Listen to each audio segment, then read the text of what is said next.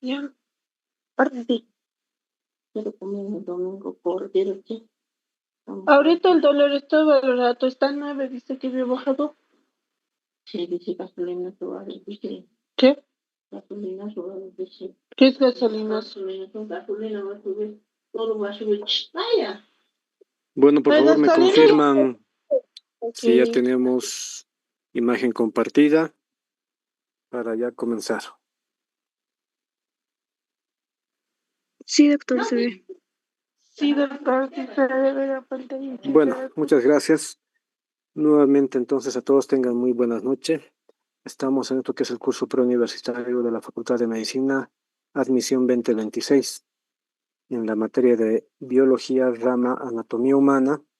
Y el tema, como ya les adelantaba, para hoy va a ser un nuevo segmento y vamos a revisar la parte osteológica, artrológica del abdomen y de la pelvis. De hecho, creo que es fácil comprender que en el abdomen en realidad no tenemos muchos huesos que lo constituyan como en el tórax, como en el cuello, como en la cabeza o los miembros. Ya el segmento abdominal es un área, de hecho, más orgánico y de mayor cantidad de tejido blando que de huesos como tal. Pero a ver, pues nos adentremos entonces en el capítulo y empezamos con lo siguiente. La cavidad abdominal es aquel espacio que se encuentra por debajo del tórax y que está separado, de hecho, del tórax a través de una estructura muscular que lo hemos estudiado en otro capítulo que se llama el diafragma. Entonces, el diafragma separa y divide segmento torácico para arriba, segmento abdominal para abajo.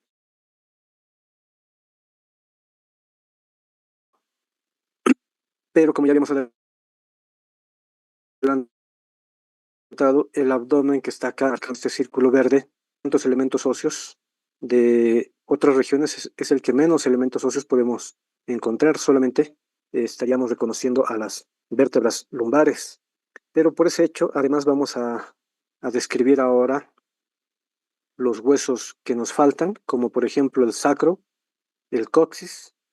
Vamos a repetir un poco de huesos coxales y de todo lo que es el anillo pélvico. Porque además, a diferencia de la cavidad torácica y la cavidad abdominal, como ya indicábamos, sí hay una separación ahí entre tórax y abdomen. Pero entre abdomen y pelvis no hay ninguna limitante, no hay ningún tejido, ningún órgano que separe la cavidad abdominal que queda para arriba del espacio o cavidad pélvica que queda para abajo. No hay nada que los separe. De hecho, inclusive los dos espacios, las dos cavidades están cubiertas por el peritoneo.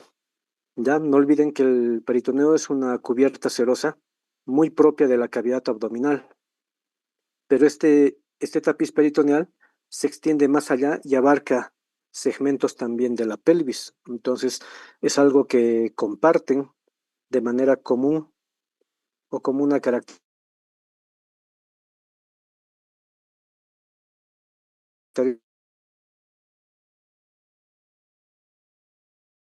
Y el abdomen alberga a órganos, lógicamente, de diferentes aparatos, en este caso, por ejemplo, el aparato digestivo.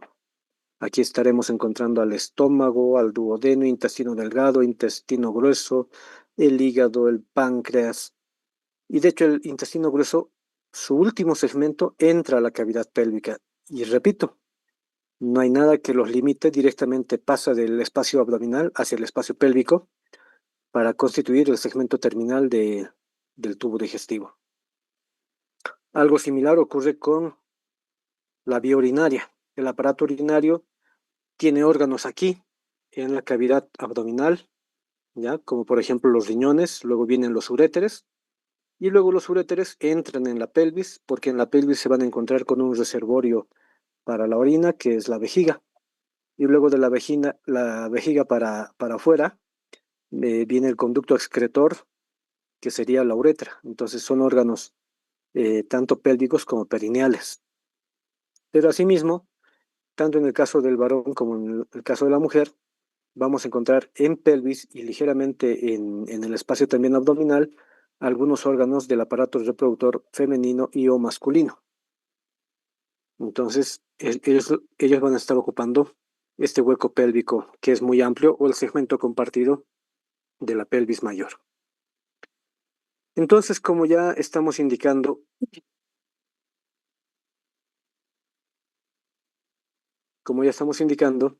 acá en este esquema podemos aclarar y reafirmar además todo lo que acabamos de comentar.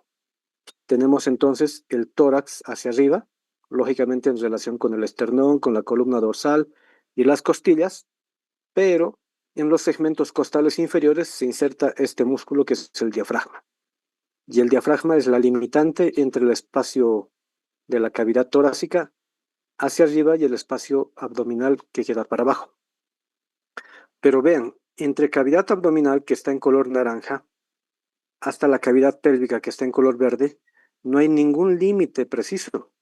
De hecho, lo único que tenemos es una línea de separación, como lo está marcando el esquema, que se llama el estrecho superior de la pelvis, que va desde el promontorio hasta el borde superior de la sínfisis del pubis. Entonces, no hay un elemento que separe las dos cavidades. Por eso en algunos textos no solamente lo van a encontrar como cavidad abdominal, sino la van a encontrar como cavidad abdominopélvica, porque la gran parte del espacio o cavidad abdominal no está formada además por hueso, ya habíamos adelantado, los únicos elementos óseos en el abdomen serían las vértebras lumbares.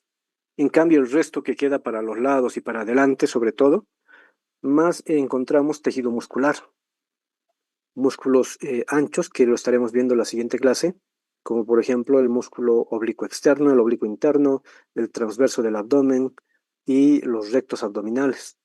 Y en la parte posterolateral también tenemos a los músculos cuadrados lumbares, entre otros. Entonces, esos músculos, con sus respectivas fascias, más el tejido adiposo, tejido celular subcutáneo y la piel, todos ellos constituyen gran parte de la pared abdominal. Entonces, no tenemos elementos óseos como lo hemos visto en caja torácica o en otro segmento.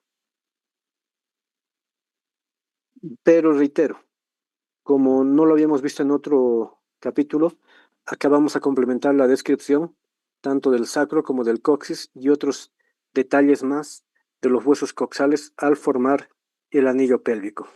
Porque también podemos adicionar como contenido teórico el abdomen, incluso si se dan cuenta, aquí está el diafragma y hemos dicho que se forma una cúpula. Entonces el diafragma eh, llega más o menos a la altura del quinto espacio intercostal o a veces en el sexto, pero sube. Eso significa que la cavidad abdominal, como vemos en el esquema, va más allá simplemente del borde costal. O sea, puede entrar al espacio de la cavidad torácica, pero delimitado por el diafragma. Entonces, hay órganos abdominales que tienen contacto con las costillas, con el mismo diafragma y otros elementos. Pero bueno, eso estaremos desglosándolo en los capítulos respectivos. Entonces, lo que nos compete ahora es hablar de los huesos de la región abdominal, específicamente las vértebras lumbares. Entonces, las vértebras lumbares son huesos irregulares en número de 5, siempre están numerados de arriba hacia abajo, primera vértebra lumbar, segunda, tercera, cuarta y quinta vértebra lumbar. Hacia arriba continúa y articula con la 12ª vértebra torácica y hacia abajo continuará y articulará con la primera vértebra sacra. Todos los huesos vertebrales, o sea, todas las vértebras se ubican hacia atrás, exactamente en la línea media, en la parte posterior.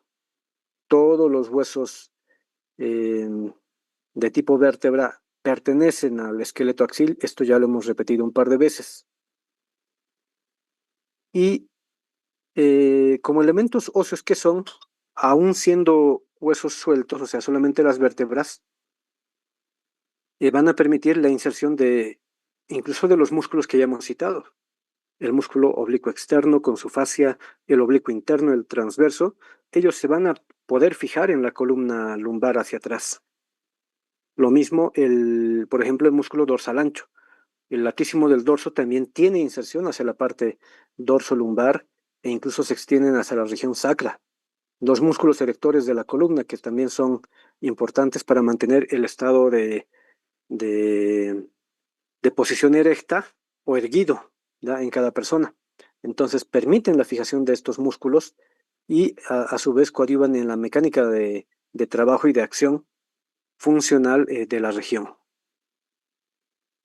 Ahora, la columna vertebral lumbar en este caso forma como una especie de vástago, pero bastante flexible, bastante móvil, porque gracias a la columna lumbar es que nosotros vamos a poder generar la mecánica de todo el tronco, porque el tronco se mueve hacia adelante, flexión, hacia atrás, extensión, a un lado, rotación izquierda, rotación derecha, lateralidad izquierda, lateralidad derecha. Entonces, todos estos movimientos ya lo habíamos adelantado en el otro segmento en tórax y les decíamos, se está moviendo todo el tronco y junto con todo el tronco, el cuello, la cabeza y las extremidades superiores. Y el punto móvil, el punto que genera toda esta dinámica, es precisamente la columna lumbar. Algo parecido ocurre, hemos dicho, con la columna cervical. La columna cervical le sirve como un vástago y además como un, un punto bastante móvil, dinámico para toda la cabeza, ¿no? Para los diferentes movimientos que podemos hacer con la cabeza. Entonces, de modo similar, la columna lumbar hace y trabaja de este modo generando este bastión para los movimientos del tronco y del resto del cuerpo, ¿no? Y además, esto también ya lo hemos dicho en el otro capítulo, todas las vértebras están formando un conducto único, alargado, común, que está dentro de las vértebras, que se llama el conducto raquídeo, ¿ya? O conducto medular, donde se alojará, lógicamente, la médula espinal.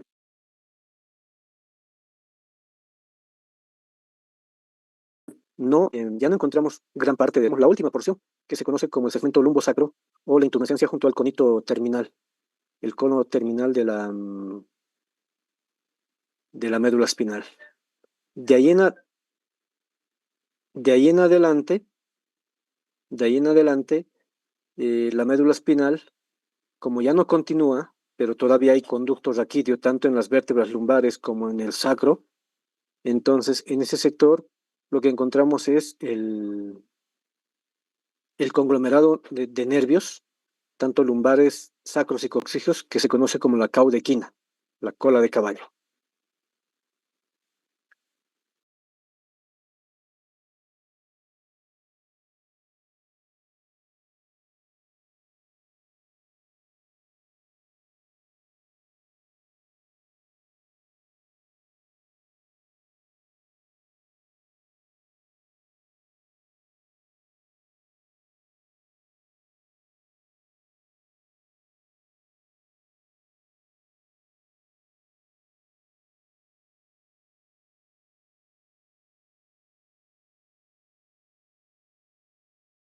Bueno, disculpen, entonces continuando.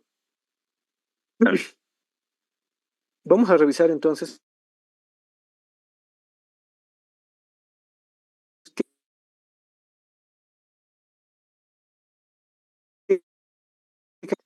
las vértebras lumbares, para empezar, son vértebras, son estructuras óseas irregulares, no encajan ni en huesos largos, cortos ni anchos, ¿no? Son irregulares, su forma es muy peculiar de todas las vértebras. Pero para que sea vértebra tiene que tener cuerpo vertebral, pedículo, lámina, apófisis espinosa, apófisis transversa, apófisis articulares y el agujero medular o raquídeo. Entonces, cumplen, para empezar, las características de una vértebra, lógico, tiene que ser así, pero para ser lumbares también tienen sus propias características. Por ejemplo, el cuerpo de las vértebras lumbares es más ensanchado en sentido transversal, por lo tanto, tienen una forma, dice la teoría, en forma de riñón o arriñonada, o sea, es convexo hacia adelante y relativamente cóncavo hacia atrás.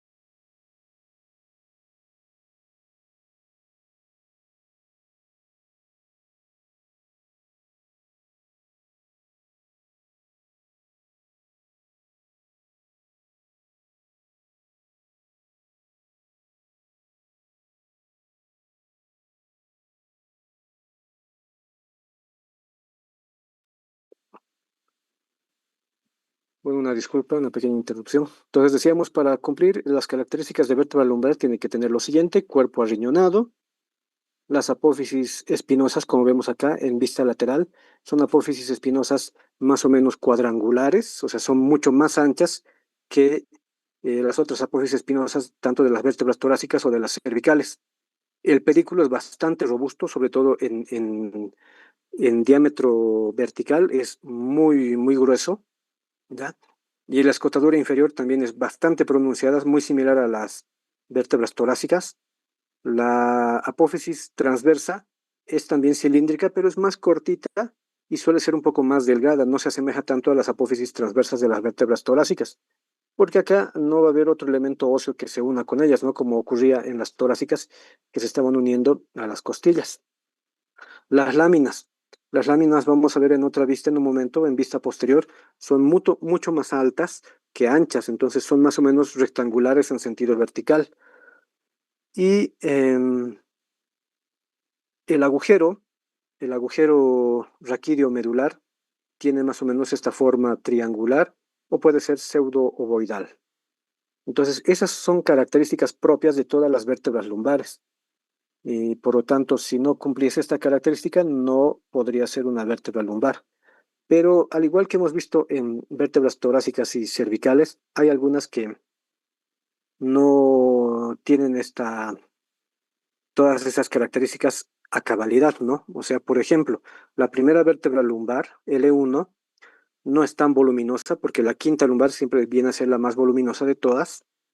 La primera vértebra lumbar, además, su apófisis espinosa, si bien es ancha y alargada, pero no es tan horizontal todavía. Sigue siendo un poco inclinada, muy semejante a una vértebra torácica, ¿no? Eh, lo mismo con el cuerpo vertebral, puede no ser tan ensanchado, como ya decíamos, y no tener específicamente la apariencia aún todavía de una vértebra lumbar que sería de tipo o de forma arriñonada. En cambio, el resto de las otras vértebras lumbares cumplen esa regla como tal. Por otro lado, la quinta vértebra lumbar articula con la primera vértebra sacra y generan un ángulo muy peculiar que se conoce como el promontorio, ¿ya? Y la vértebra lumbar número uno también se la considera o se la nomina como la vértebra charnela, porque es el punto donde decíamos que las otras vértebras torácicas van a hacer este movimiento. O sea, la vértebra lumbar uno se queda teóricamente quieta y sobre ella están prácticamente generando los movimientos los otros elementos óseos vertebrales hacia arriba. Pero, o sea, tampoco es que va a estar quieta, ¿no?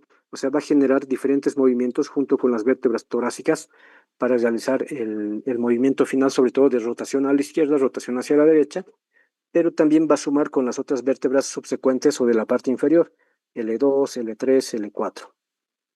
Y sobre todo cuando generamos la mecánica de flexión, extensión, lateralidad a un lado, al otro lado, también son el conjunto de las vértebras, es lo que permite este movimiento más amplio, porque si solamente estuviéramos moviendo una vértebra sobre otra vértebra, el movimiento es muy limitado porque las articulaciones que tenemos entre estos elementos óseos son de tipo cartilaginoso y ya saben que una articulación cartilaginosa es anfiartrósica, no es una diartrosis, que significa que es de escaso movimiento o de movimiento limitado.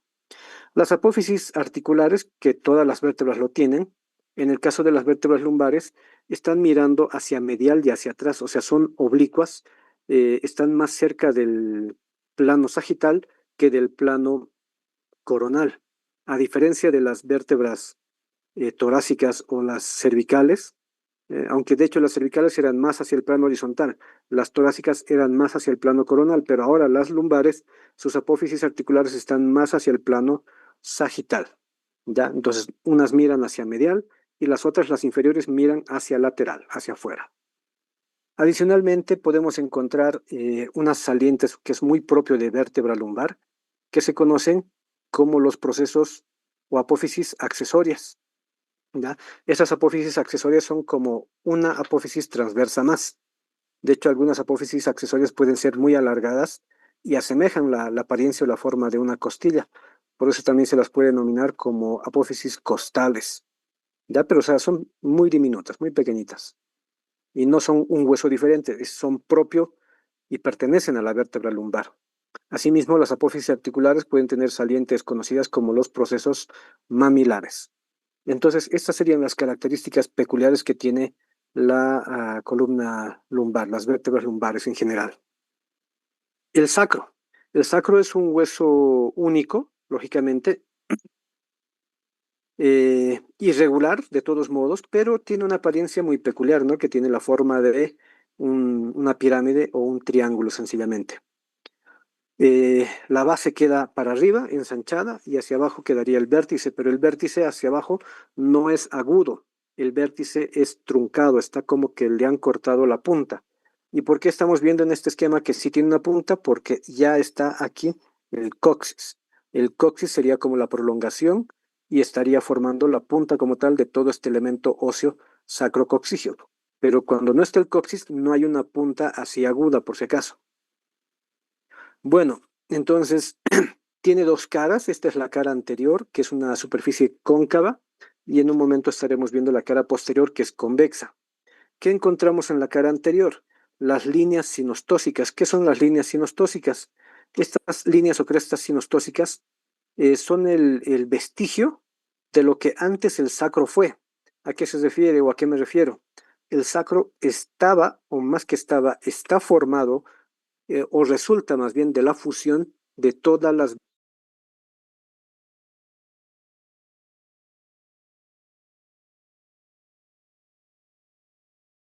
vértebras sacras, entonces todas se unen. Aquí estaría la primera vértebra sacra, la cuarta y la quinta vértebra sacra. Entonces todas se han fusionado. Si estuviéramos agarrando el tejido óseo de un niño, de un infante, ¿ya?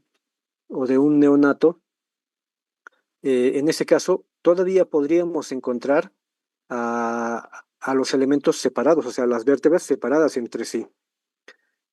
Entonces, cuando ya estudiamos el hueso de un adulto, ahí ya no solamente encontramos un elemento óseo único, ¿no? Como estamos viendo.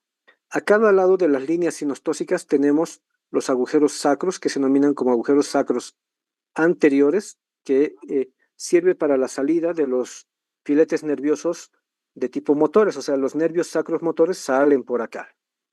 Y también en esta superficie de la cara anterior se insertan los músculos como el músculo piramidal, por ejemplo.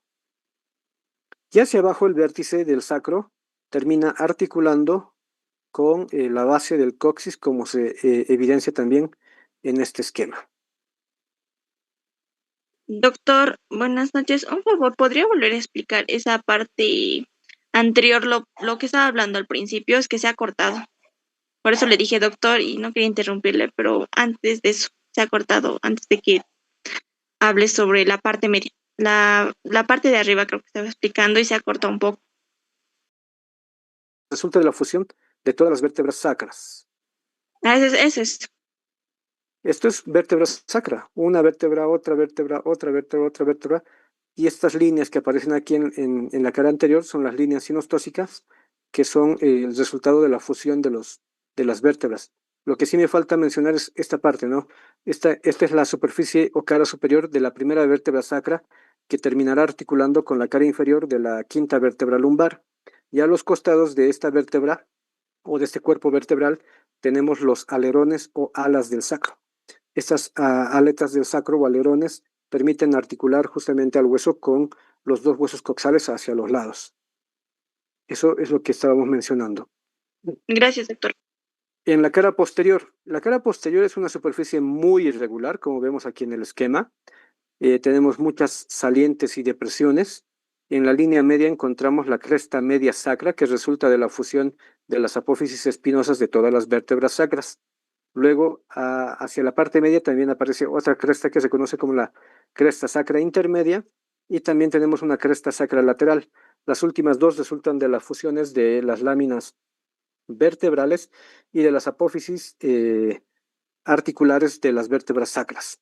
También podemos apreciar los agujeros sacros posteriores, que son semejantes a los de la cara anterior y que también sirven para el pasaje de los nervios sacros, pero en este caso las ramas posteriores o ramas sensitivas. Entre cresta y cresta tenemos dos canales, canal sacromedial, canal sacrolateral. Esos canales sacros Sirven para inserciones ligamentarias y algunas tendinosas como las del músculo glúteo mayor y las fibras de inserción de los ligamentos sacroiliacos posteriores, que vamos a ver en un instante. Hay un gran refuerzo y un gran contingente fibroso acá.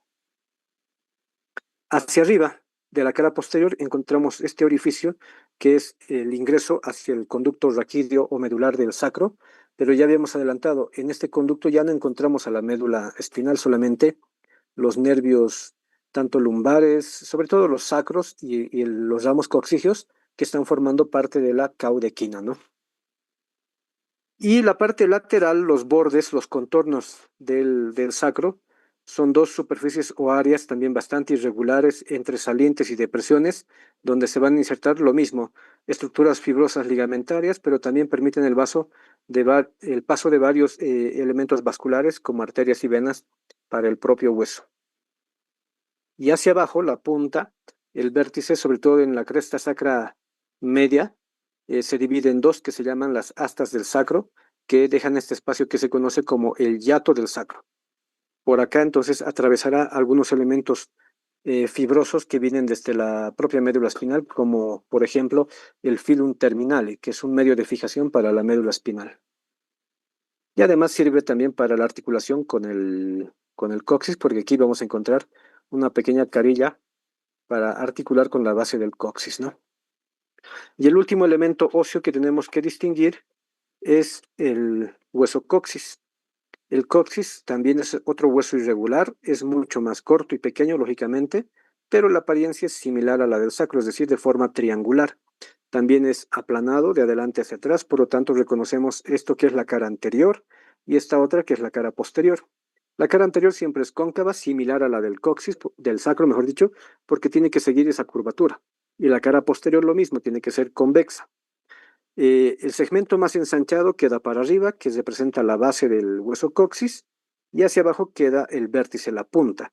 No olviden, en este esquema, hace un rato estábamos viendo, esto es parte del coxis, les dije, ¿no? Es la misma imagen, o bueno, una imagen similar. El hueso coxis, igual que el sacro, también resulta de la fusión de 3 hasta 5 vértebras coxígeas que pueden existir. ¿Ya? Aquí es mucho más notorio y más fácil y más rápido la fusión de estos elementos óseos porque también son más pequeños. Entonces aquí podemos ver en este esquema que aquí hay una vértebra coxígea, luego esta es la segunda, tercera, cuarta y la que está representando la puntita de la pelotita, ¿ya? Sería la quinta vértebra coxígea, pero ya no tiene, de hecho incluso la segunda, tercera, cuarta y hasta la quinta ya no tienen esa semejanza de vértebra como tal, sino cambian su característica y simplemente parecen ser pequeños cilindros que se están adosando a la vértebra sacra, que es la principal, perdón, a la vértebra coxígea, que es la principal, esta de acá, ¿no? La primera vértebra coxígea. Como hacia arriba tenemos la base del coxis, ahí reconocemos también estas dos salientes que se conocen como las astas superiores del coxis y las astas laterales del coxis. Sirven para articular con el sacro y también para la fijación de algunos elementos fibrosos, tendinosos y musculares de la región de la pelvis, ¿no? El vértice que está representado por la última vértebra coxígea, pero que de hecho ya no tiene una forma de vértebra como tal, sino simplemente es una pequeña saliente ósea más o menos redondeada o esférica.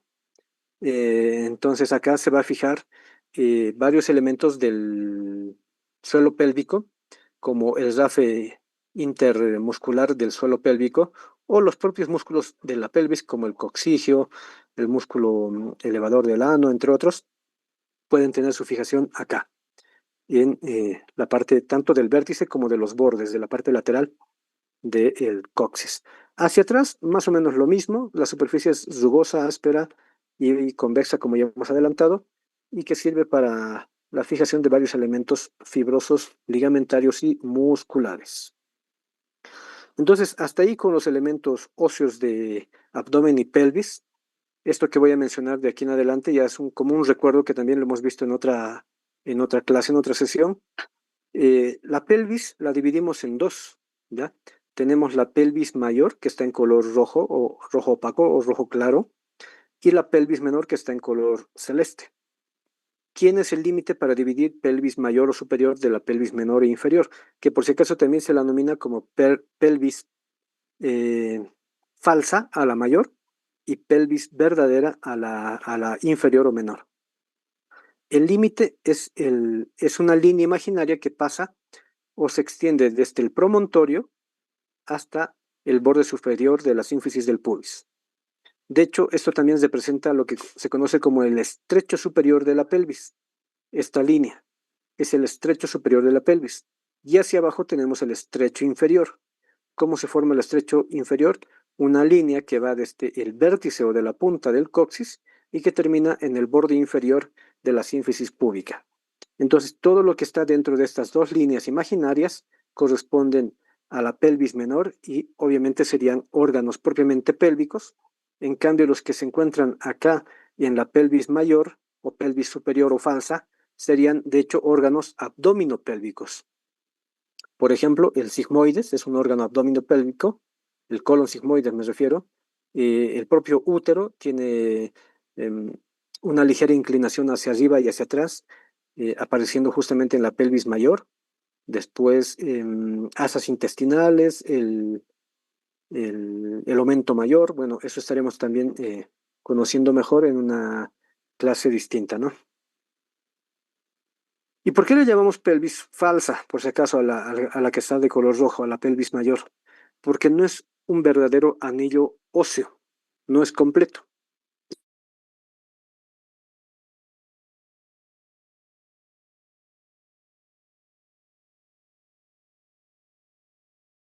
Eso por similiac, adelante nada, teóricamente no hay nada. Ya habíamos adelantado, el abdomen tiene más tejido muscular, adiposo, fibroso y de piel que hueso. Y eso lo refleja justamente esto. En cambio, hacia abajo, todo lo que está en color celeste sí es un verdadero anillo, porque ahí sí se está formando el verdadero anillo pélvico con sus diferentes paredes. Ahora, como recordatorio, porque eso también lo hemos visto en otra clase, ¿qué diferencias hay entre la pelvis masculina y la pelvis femenina?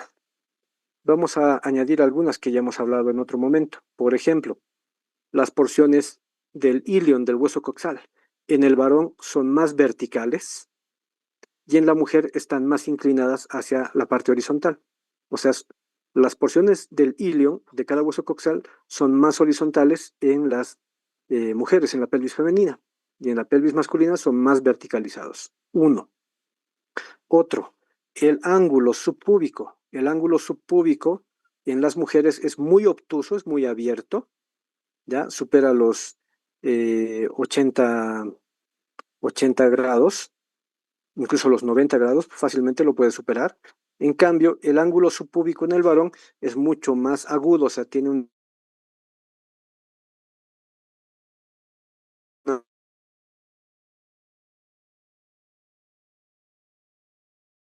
pélvico, la pelvis como tal femenina es mucho sal, pero también en sentido anteroposterior. Esto lógicamente porque cuando la mujer está en etapa de gestación y en el último trimestre ya para el nacimiento, se va a producir el mecanismo del parto. Entonces, el parto se desencadena cuando la cabeza del feto, de hecho, encaja aquí en la pelvis menor y luego tiene que atravesar todo el canal del parto. Entonces, para eso necesita que el espacio pélvico sea mucho más amplio para poder pasar con mucha facilidad los tejidos respectivos. En cambio, en el varón, todo el espacio pélvico es mucho más estrecho, más reducido en sus diámetros respectivos. Otra característica, para que esto justamente sea así de ancho, el sacro y el coxis son bastante cóncavos en la pelvis femenina. En cambio, el sacro y el coxis en la pelvis masculina son mucho más aplanados, no tienen tanta concavidad, por si acaso. Otra característica, las espinas ciáticas ¿da? De la pelvis femenina es más pequeñita, menos pronunciada. En cambio, las espinas ciáticas en los varones son mucho más pronunciadas y más centradas hacia la parte medial. Y como otros aspectos últimos, tenemos que el orificio, el agujero obturador, tiene forma oval en la mujer habitualmente y es redondeado en el varón. La tuberosidad isquiática de la pelvis masculina es mucho más robusta que la tuberosidad isquiática de la pelvis femenina. Bueno, eso como algunos aspectos generales para identificar una pelvis masculina de una pelvis femenina. Pasamos a revisar a las articulaciones de abdomen y pelvis. De hecho, no van a ser muchas. ¿Qué articulaciones vamos a encontrar en abdomen y pelvis? No vamos a repetir otras que ya habíamos hablado. ¿De quiénes tenemos que hablar ahora? Específicamente de la unión entre las vértebras lumbares, 1, articulación intervertebral lumbar, la articulación entre la quinta lumbar con la primera vértebra sacra o articulación lumbosacra, la articulación entre el sacro y el coxis, la articulación entre el sacro y la porción ilíaca o el hueso coxal, y otros elementos que refuerzan a esta articulación.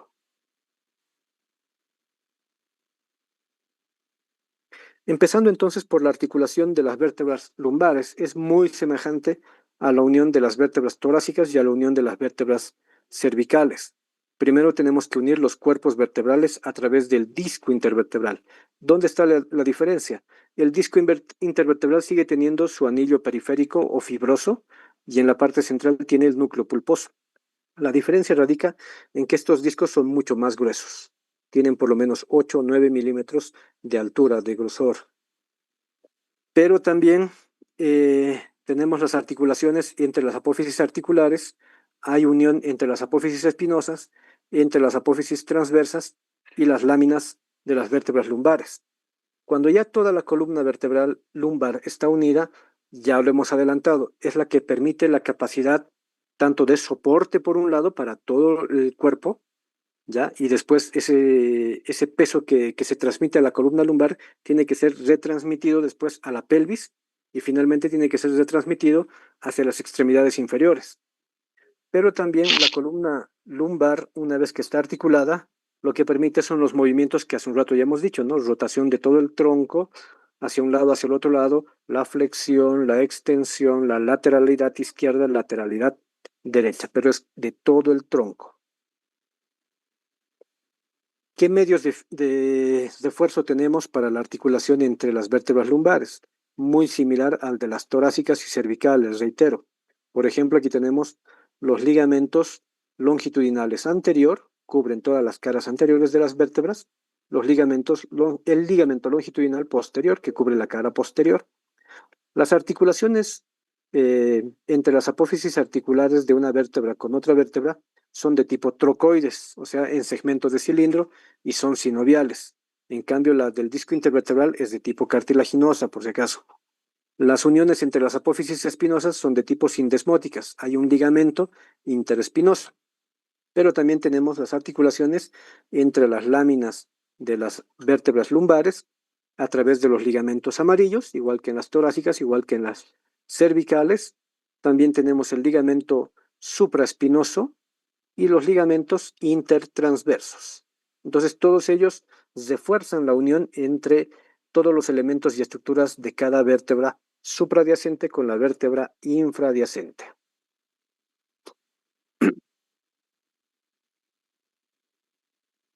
La articulación lumbosacra es la unión de la quinta vértebra lumbar con la primera vértebra sacra.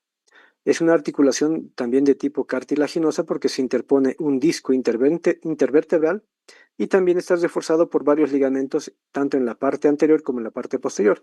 Aquí, por ejemplo, vemos sigue el ligamento longitudinal anterior, sigue el ligamento longitudinal posterior, lógicamente, pero aparecen los ligamentos sacroiliacos anteriores, los ligamentos iliolumbares, que están uniendo la porción del ilion del hueso coxal con las apófisis transversas tanto de la quinta como de la cuarta vértebra lumbares. Y lo que habíamos adelantado, ¿no? Esta articulación, que es el promontorio, es mucho más cerrada en angulación en las mujeres, o sea, se forma un ángulo abierto hacia atrás de más o menos 118 grados en el caso de la mujer, o sea, es bastante cerrado. En cambio, en el varón, este ángulo del promontorio es mucho más abierto porque no olviden que el sacro es un poco más aplanado. Por lo tanto, eso determina que la cavidad y el espacio pélvico sea más ancho en el caso de la pelvis femenina que la masculina, ¿no? Ahora, las articulaciones sacroiliacas. Esto ya habíamos hablado en otra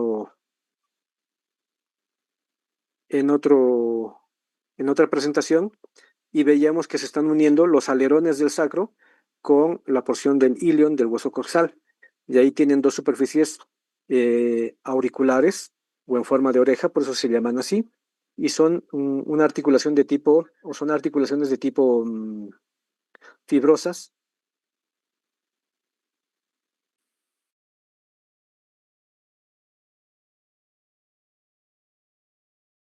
Son articulaciones de tipo fibrosas o cartilaginosas y están reforzados por varios ligamentos, como por ejemplo los ligamentos sacroiliaco anterior, sacroiliacos posteriores y también los ligamentos iliolumbares que estamos viendo acá. Pero adicionalmente, para unir el sacro con el hueso coxal, tenemos estos dos refuerzos externos que son el ligamento sacrotuberoso y el sacroespinoso. Entonces aquí vemos en la vista posterior cómo están reforzando por muchas bandas fibrosas. De hecho, cada uno de estos se llama ligamento sacroiliaco, pero incluso los tenemos en tres planos, superficial, medio y profundo, y en varios niveles, hacia arriba, hacia el medio y hacia abajo, ¿no? De estos elementos fibrosos que son muy densos, lo que más resalta, ya lo habíamos nominado, son el ligamento sacrotuberoso, que es el más alargado y el grande, y el otro pequeño, que es el sacroespinoso. Cuando ya están constituidos estos dos elementos, delimitan estos dos orificios que se conocen como el agujero ciático mayor y el agujero ciático menor.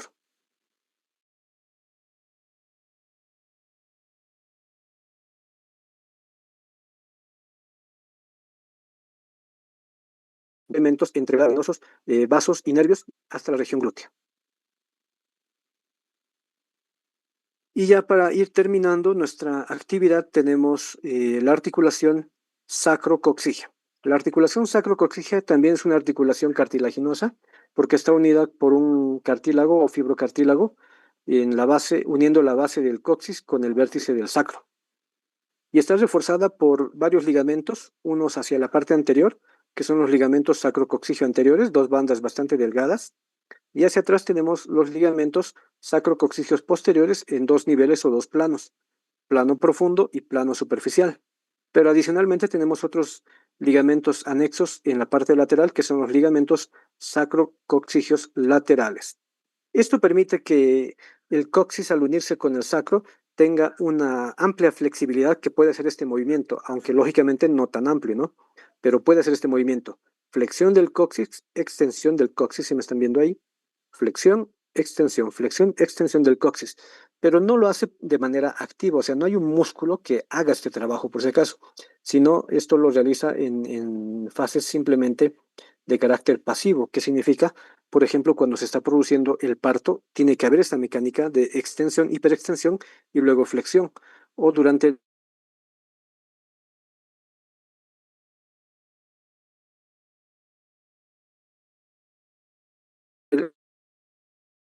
de un lado a la tubulación, porque es una anfiartrosis, ¿no?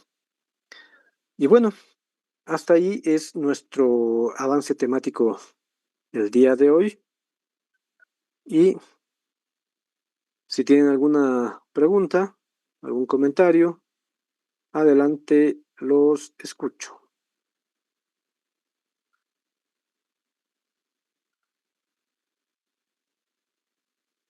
Doctor, una pregunta respecto a lo que es, no sé si era ligamento, lo que está dentro del cartílago, lo que está en la sínfisis púbica. ¿Es cierto que se rompe, bueno, que se puede llegar a romper o algo parecido cuando cuando la mujer llega a tener un bebé? No, para empezar, una aclaración. Se esperan que las preguntas sean anatómicas, por favor, o sea, del tema. Y además hoy no hemos hablado de sínfisis púbica, pero bueno, vamos a responder. No, no es cierto, señorita. O sea, no puede ocurrir el hecho de que se rompa la sínfisis púbica, porque más bien durante el mecanismo del parto, les había comentado esto en otra clase, la sínfisis del pubis, a través de una hormona, tiene mayor laxitud, y al tener mayor laxitud puede separarse más.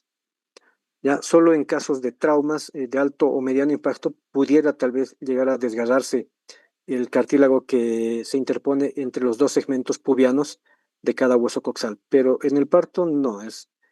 mm, Sería, o sea, sería un caso muy irreal, tendría que haber algún otro factor que pueda conllevar a esta situación, pero eventualmente no ocurre esto.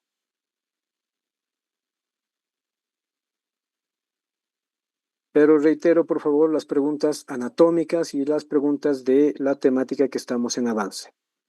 Si alguien más tiene alguna otra pregunta, comentario, adelante. Buenas noches, doctor. Una consulta acerca de la articulación sacroiliaca. Usted, bueno, en las diapositivas decía que era fibrosa, pero usted mencionó que también podría ser cartilaginosa. Entonces, ¿a cuál de esas dos correspondería? Es mixta. O sea, hay algunos autores que dicen que solamente es fibrosa y por ende solamente habría un ligamento interóseo. Pero hay otros autores que dicen que hay, y de hecho cuando nosotros hacemos un estudio cadavérico, se encuentra tejido cartilaginoso, pero también fibroso al mismo tiempo. O sea, sí se la puede considerar como articulación mixta, tanto fibrosa y cartilaginosa a la vez. Pero no es sinovial, eso sí.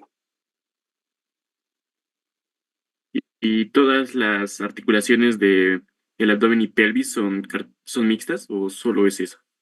No, solo la sacroiliaca, porque las otras, las de cuerpos vertebrales, es cartilaginosas. Las de las apófisis espinosas transversas y de las láminas son fibrosas.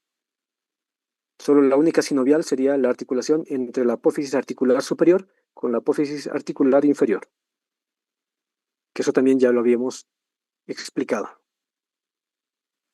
Está bien, muchas gracias, doctor. ¿Listo? ¿Alguna última pregunta, tal vez ya para cerrar?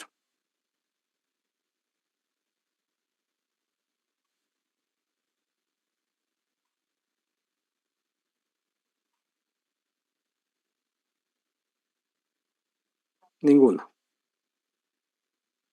Bueno, muchísimas gracias entonces por su participación, señoritas jóvenes. Que tengan un buen descanso. Nos estamos reencontrando en la siguiente clase el día viernes para un nuevo tema. Hasta luego entonces, que esté muy bien. Gracias. Chau, chau. Gracias.